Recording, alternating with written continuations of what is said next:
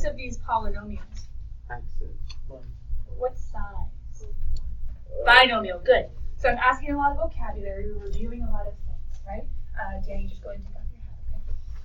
So as we're looking around, we're doing multiplication. We were doing multiplication last week. We were multiplying binomials until, Armando, weren't you the ones that got tricky somewhere? Where did it get kind of hard? Okay, fractions are hard. We talked about that on Thursday. But where else might this worksheet have gotten hard? 12. Yeah, because in 12 it changed from binomial to binomial, right? To, yeah, we have some trinomials. So remind me really quickly last week.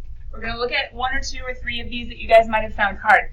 But as we look at them, I'm curious, what were the 2 main different ways of distributing, of multiplying binomials or even trinomials? What were the 2 ways? The graph, but a table. There you go. So there's the table way, and then what's the other way? Foiling, or the arrows. So we have the arrows, or we have the tables. Remember, you guys were working your groups. You got passed around, and you each tried a problem, and then we went to the worksheet. So someone, anyone, help me out. Which of these? Okay, the answer was by passing the buck. Bah, they passed the. Anyway, do you guys even know that phrase, by passing the buck? If you pass the buck, you're kind of like passing it on to someone else and making it their problem. But this one is literally the deer is passing the buck is a, anyway, it's a phrase. I wondered if you guys did that. Anyway, but this one's like, oh, you passed the buck and you won. Anyway, do we have any of these that were particularly tricky that I can use as an example just to refresh our brains and get us back into the math thing that we're supposed to be doing? No, all of them are easy.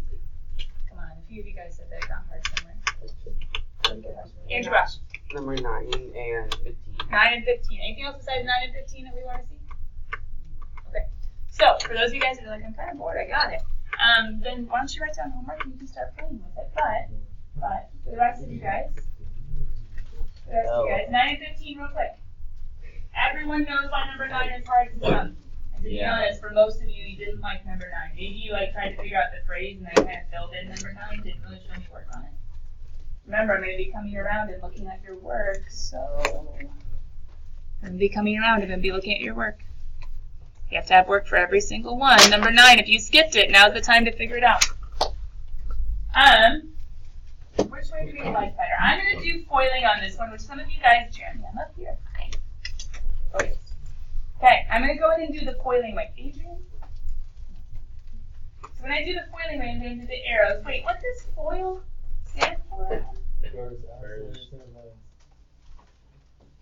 First. What's the O stand for? Outside or outer. Good. Outside or outer. And then? Inner. I can spell. And then last. So the first arrow is first with first, right? The first term of the binomial, first term of the binomial. And what's x times x? X squared. X squared. Outer. Now here's what gets a little funny, but it's 1x times, is that a positive or a negative one? Negative. Negative, good, because subtraction is adding the opposite. So x times negative 1/4 would be plus a negative, or you could do minus. That was not too bad though, because you just put the 1/4 with the x. Okay, whatever. Bless you, bless you, bless you. But inner, inside, well, it's kind of the same thing. It's a negative 7/4. X, technically you can do plus a negative, or we could do minus, either way. But some of you get kind of tripped up there. How do we multiply fractions again? First, is this going to be a positive or a negative if I'm multiplying these two numbers together? Yep, because a negative times a negative is a... And if you don't like it, you could always write it next to each other. I don't mind. You could get back to it later. But guys, when you multiply fractions, don't you multiply tops and bottoms? It's as easy as that. But what do we do with these inside terms? What are we supposed to do? Why am I circling them? What's the big deal about those two? Yeah, you're supposed to add them because they're like terms, right? But the nice thing is, now that I figured out they're both negative numbers, they both have 4's in denominators, they're like terms, and all I need to do is say, okay, what's negative 1/4 minus 7/4? Or what's negative 1/4 plus negative 7/4? Negative what? 8. And the last step is just, hey, can I simplify 8 over 4? And I most definitely can. Ends up being 2x. A negative 2x. Andrew, does that match that letter it's supposed to be? Yeah. Perfect. So why was this one hard? Fractions. But, guys, fractions are friends. They're not foes. They're not that bad. You just got to get used to them. And not be scared of them. Now, 15 was also weird because technically in class, I don't think we ever saw one where a trinomial came first. So with this one, let's go ahead and do a table. Because a lot of you guys on Thursday were really liking the table a lot better than the distribution arrows. So if we made a table, what size table should I make? 3 by 2. Sure. Let's do a 3 by 2. So I have 2 columns and I have 1, 2, 3 rows. So I need to put my trinomial here, right? Make sure you keep the sign, the positive and negative of positive. Got them. And then what's going to go in these two? 4x squared. And positive 3. Good. How do I fill the box, guys? What do I do again? Multiply. So careful. Let's make sure you guys are all tracking. What's this one going to be when I multiply 6x squared times 4? 24x to the 4. Good. We're doing those powers, right? X squared times x squared, x to the 4th. Now fill in the boxes. I'm just going to point to them. You guys go. 18 x over X to the power. Good. Or squared. Here. negative 12 x. Yeah. Okay, this is where a lot of you were getting tripped up on Thursday was when you had an x to the, remember, understood 1. We add the powers. X times x, or x cubed. Got it. And then we multiply. Keep going. Negative 9 x. Yeah, there we go. There's the negative 9x. Keep going. There. 20x.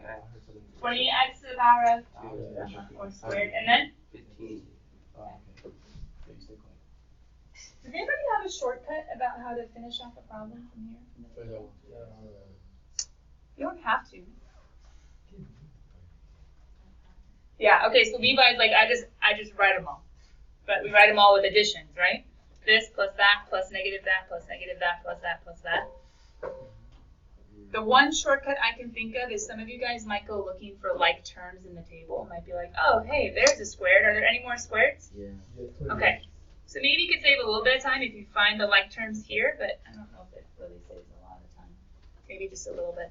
But we would end up with 24x to the 4th. Which term should I technically write next if I was trying to go straight to my answer? 20x and negative 12. Why would I do this one next? A few of you got it. Why?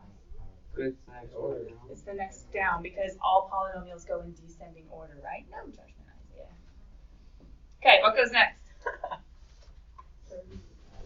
30, what is it, Adrian? Good mental math, 30? 8. Got it. What goes next? Negative 15. No, 9. Yeah, let's get the single x term first and then the... But Levi, once again, and I think that's what most people do. If you just write all the terms, couldn't you have done the combining over here? Couldn't you have done the ordering over here? Yeah. Andrew, I think that matches. Is that good? Yeah. So the worksheet, keep it out on your desk. I'm going to come around and peek at it as you guys open up your notes. Now remember, if you did any work, scratch work, for your worksheet in your homework spiral, leave that open too. Leave it open on your desk. I'm going to come peek at it and make sure that I can see your work, either the arrows or the tables. And I'm really curious which one's working for you, so I want to see that too. So as I do that, I want you guys to open up notes to section 7.3. Remember, one concept. One concept. Let me zoom in a little bit. The essential question is really important in this one. You're looking for a pattern. You're looking for a pattern.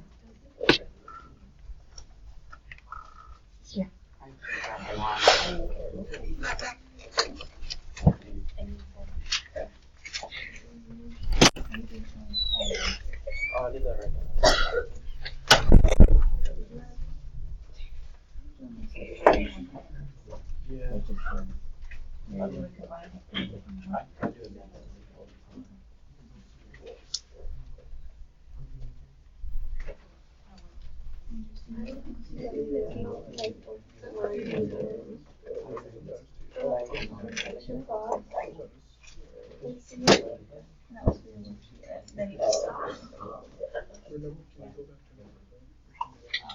Yeah. Here.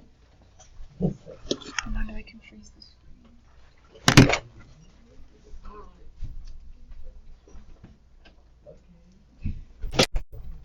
Oh, I already deleted number 9. Here, I can show you here.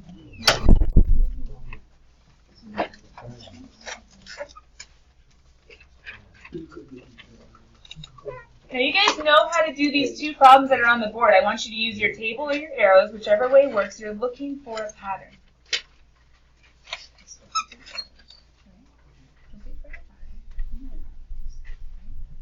Now,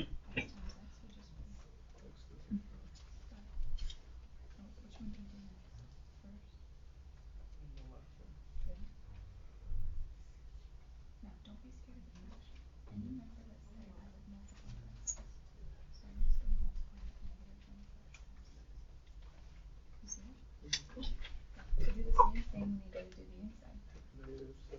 Dan and Trey, are we taking notes? I'm not so sure we are. Yeah. So what time is it?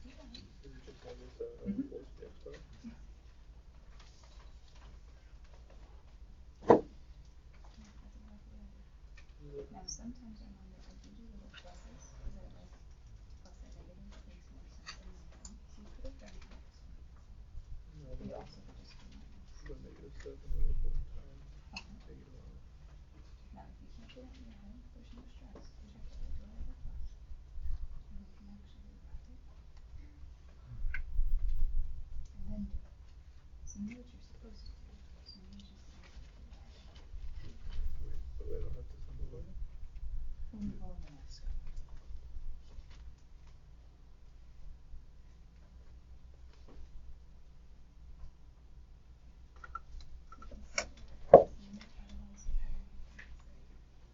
So check it. This is what we're supposed to do. With fractions, we multiply powers and powers, right? So on top, we multiply negative. It's just 7. And on bottom, we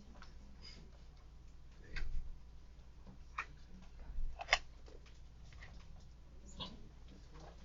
Now put a little plus up here, because now we're going to bring down everything.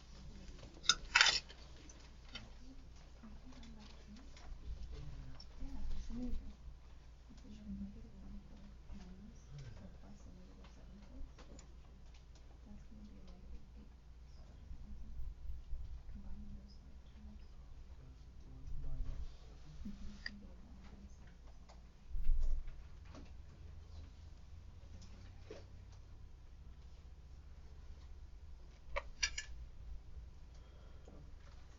The one other thing I did in the on the board was 8 over 4 reduces to 2. So I should have done that. Does that make sense? Yeah. You do the arrows.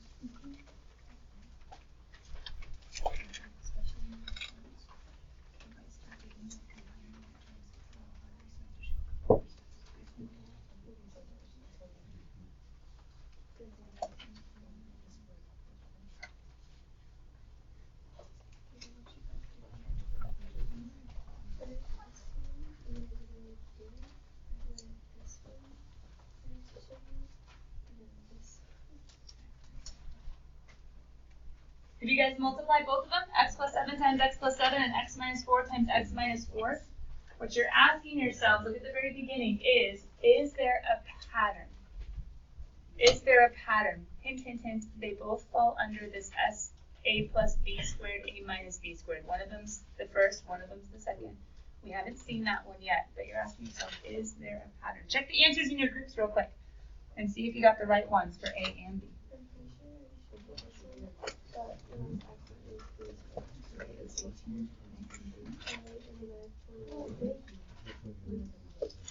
I think just 20. That's 20.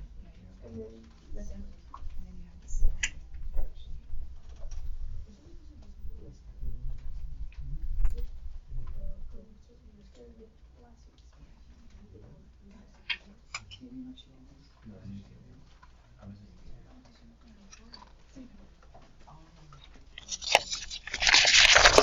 Thanks for reminding me. That's the excuse they can show me.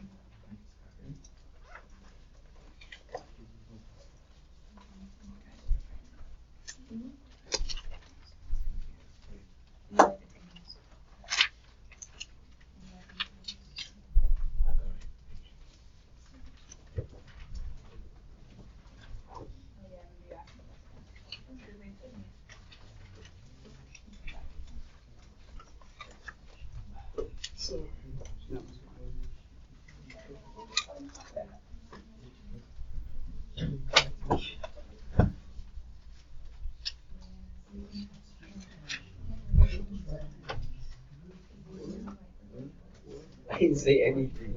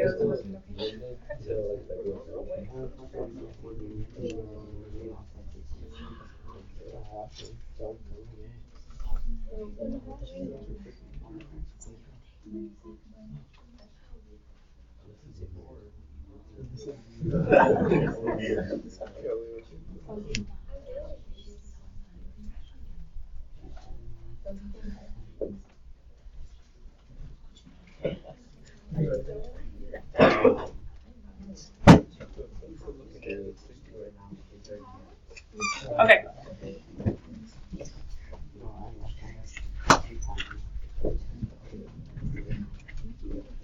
Is anybody else absent? No, because everyone else showed me their worksheet. Okay. Got it. For those of you guys that were absent, remember that I do usually post worksheets in Google Classroom, so you could have printed it off this weekend, just kind of like a back of your mind sort of thing. All right, kiddos, thanks for letting me grade homework. Here we go. Oh, it's frozen. I'm sorry. All right, let's see. You were supposed to be multiplying A and B. Now, ready? Some of you have gotten to the point where you are able to do the distribution arrows kind of in your head. Some of you are getting to the point where the tables go real fast for you, so you can almost go as quickly, if not even more quickly, than the ones that are trying to do it like mental math fast. But I saw a lot of you that were doing some good combining of like terms. So if you were to do it the long way, whether with the table and then rewriting it or with the arrows, you guys should have gotten x squared plus 7x plus 7x plus 49, which would have combined to be x squared plus 14x plus 49. Did you get that? Yep. Okay. Now remember, we're trying to find a pattern.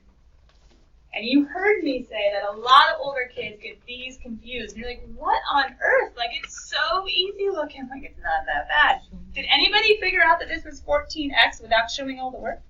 Yeah. If so, raise your hand. Be like, no, I can do this mental math. Why are the older kids? Yeah, they're screwing this up. Hold on, I'll show you why in a second. There is a pattern. Let's see if we can figure out the pattern, because actually they both have the same pattern. This one would be x squared minus 4x, or some of you are doing my trick to be safe.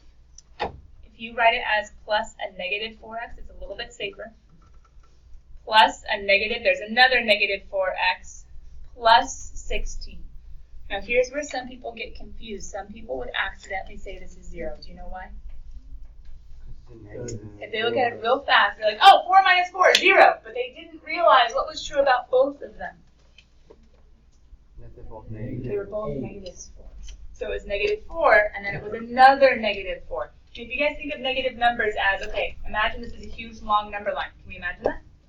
Here's 0. So where are the positive numbers? Where are the negative numbers?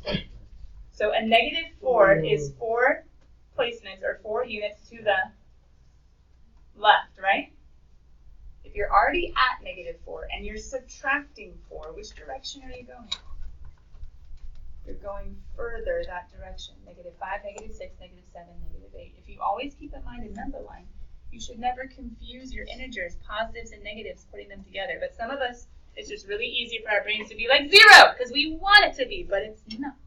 It was supposed to be negative 8x. Now, what's the pattern? Can I first of all show you how the big kids get this screwed up? They don't usually see it like this. What they see, that's the exact same problem, is this. Can you guys write it in your notes, because it's so important. If you're a highlighting kind of person, can you highlight it? What they're given isn't this, because this is actually like an extended version. They see this. This is the way that like a problem would give it to them, or a problem would write it down. It wouldn't write it like that. That's lengthy. That's long. It's kind of redundant. They would just be like, psh, that's a square. And look at this one. Wouldn't this one be a squared also? Yeah. But do you know how they, in their quick mental math with all of their training, and they've been doing algebra for like 2, 3, 4 years, some of them, and they still make this mistake? Do you have any idea what their brains would do real quick and then mess it up? They would distribute the square. And they would be like, x squared plus 49. Ha-ha! And I'm like, not again. Mark it wrong. And the sucky thing is, this isn't their problem. And you guys, this is the one problem. This is like a homework problem. Just do this. This is a part of like a huge problem for them. It's one tiny little piece. And guess what they mess up on?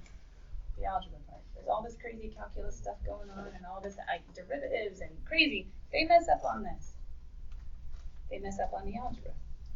But hold on. This is just why they mess up. They go some other direction. They don't distribute. They don't get their table and get all 4 terms. They don't combine the middle.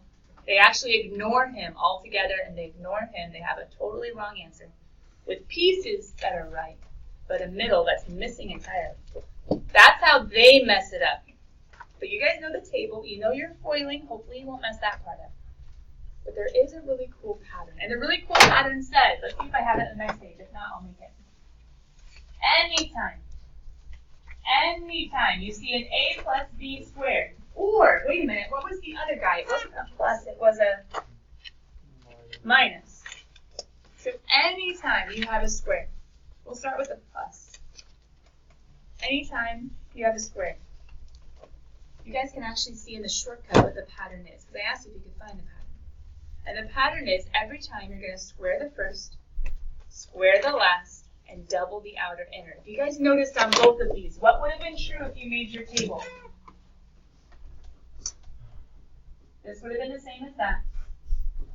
You had the square to that guy, you had the square to that guy, and what's true when you did this and this and this and this? They are the exact same. And that's going to happen down here too, because if you have 2 binomials, that are the exact same. Every single time you're going to square the first because he's going to be the same thing. You're going to square the last because he's going to be the same thing. And then there's going to be 2 that totally match. The outer and the inner are always going to be the same. So I can just say, okay, I square the first, boom, I double the outer and the inner because there's 2 of them. They're the exact same. So I double the negative 4x because there's 2 of them. And then I square the last. It's a shortcut. Some of you guys are going to love the shortcut because it's going to make things a lot easier. But the long story short is, this is a super, super, super dangerous problem. And whether or not you get it in algebra could haunt you for years in math. So, this shortcut is cool, but the regular method says, okay, you don't need to do the shortcut technically. All you need to do whenever you see the dangerous form is just rewrite it and say, it's an easy problem. Some of you could even do it in your head. But if you don't think about rewriting, or if you don't memorize the shortcut, you're going to make the exact same mistakes as the other kids make. And they've made for years before. I know you're like, it was easy, I'm fine. See lots of kids say it. See lots of kids grow up and keep on going in math. Come back to me and be like, making the same mistakes, getting the same problems. So I'm going to go ahead and get a highlighter. I'm going to highlight the 2 different ways of dealing with something that looks like this. They're going to show it to you, maybe not right away in homework. Maybe it'll start off in a nice, pretty, written out form where it's like, this is easy. Or maybe they're going to give you the dangerous form. Will you be ready? Will you write it out and say it's an easy problem, I can get it right every single piece? Will you instead try to totally memorize this shortcut and say like, I got it? You have to choose one of them, and you have to practice it over and over again to where your brain sees it and says, no, I'm not going to make a mistake. We'll talk more about the mistake a bit tomorrow. But for right now, please get in your head. It's dangerous.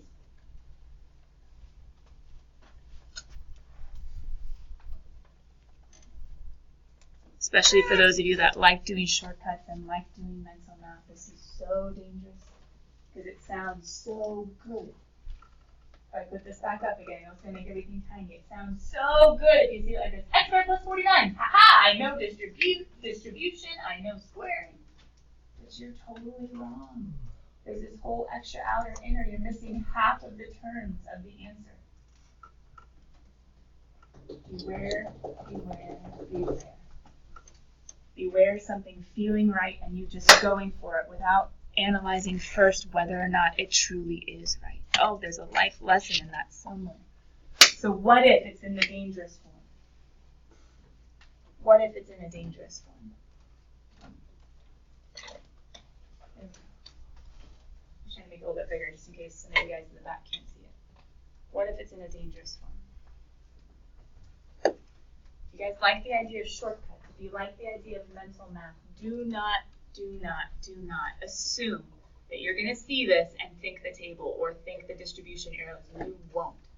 You're going to make the same mistake as all the kids that have gone before you. Instead, think shortcut. If you want to do mental math on these, think shortcut. Or if you're like, nope, I liked the problems at the beginning of class. I thought those were easy, then rewrite.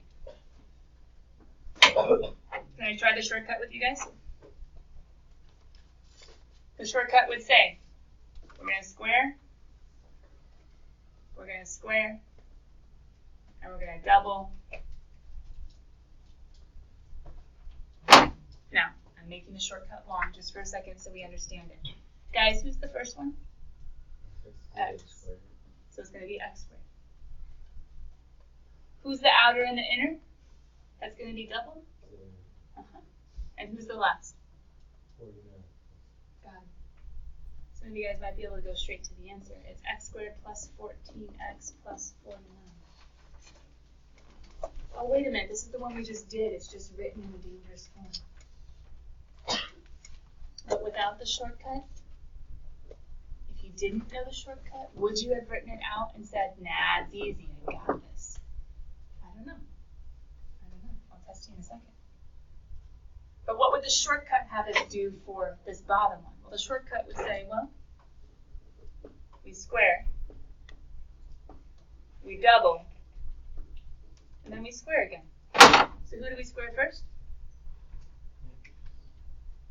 Who are our two different guys that would be written in our boxes? A -4 and an x. Remember, subtraction is adding a negative. And then who's the last guy that needs to get squared? -4. Now we would technically put parentheses around that negative just to be safe.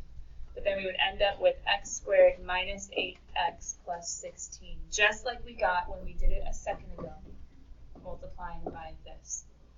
So to be honest, guys, today isn't so much about something crazy and something new about what we're doing. It's just saying danger, danger. They're going to be written. If you're squaring a binomial, it's going to look like a square. And your brain's going to want to do it in a horribly wrong way. So there's either a shortcut to memorize and get really good at, or there's a way of rewriting it longer. So I'm going to go ahead just to test and see. As I pass out your tests, I'm going to walk around just passing them out. Keep those tests safe, because remember, we get to do corrections in order to get some points back. We're going to have some class time to work on them too. But if you lose the test like some of you guys did last time, or if you never do the corrections, it actually ends up hurting your grade, because I give you points for corrections for doing it and then for doing it right. So let me go ahead and give you a couple different problems. What if I was to say 2x plus 5 squared? And then what if I was to give you something like x minus 11 squared? Square. Either shortcut or rewrite. Either shortcut or rewrite.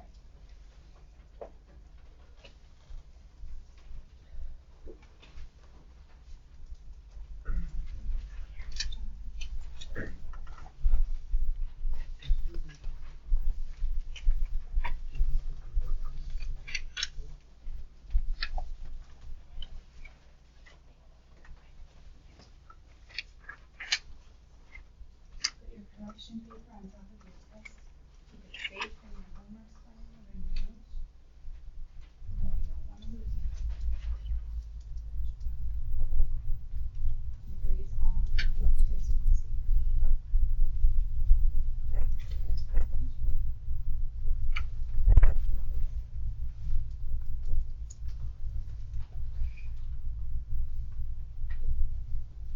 is on the side board, you guys can write it down if you haven't yet already.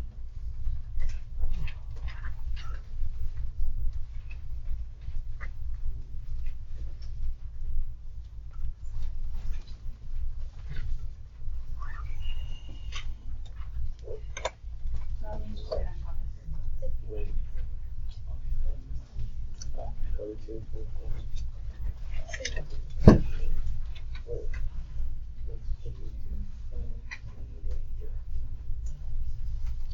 Remember, put your correction paper right on top of your test. You might need some more corrections papers. We are going to take some time in class to work on it, but I want you to be able to look at it with a tutor, look at it with your parents, if they're going to see the scores well. Emailing home to let them know the second test score is in there, to give them some ideas if the test scores aren't what they like or what you know. Some things you could be trying to raise those test scores or to be ready for your next test ahead of time. Our next test is next Wednesday.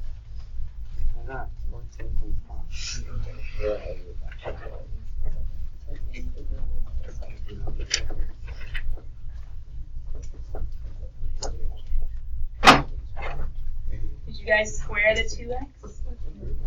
Did you multiply the 2x times the 5? Or actually, it should have been the other direction.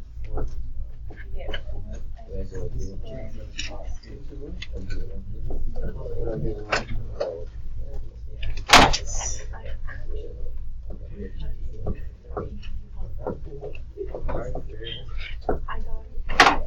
You're going to square the x, multiply the negative 11 by the x and double it, and square the negative 11.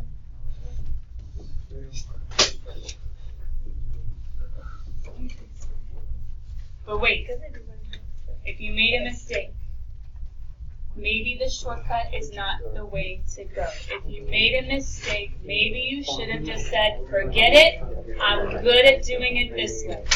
If you made a mistake, maybe you should just say, forget it, I'm good at doing it this way. Kiddos, numbers 3 through 10, due tomorrow. Keep your test safe. We're going to have some different class times to work on them for you guys to get some correction points. Get out of here. Stop holding. Please go.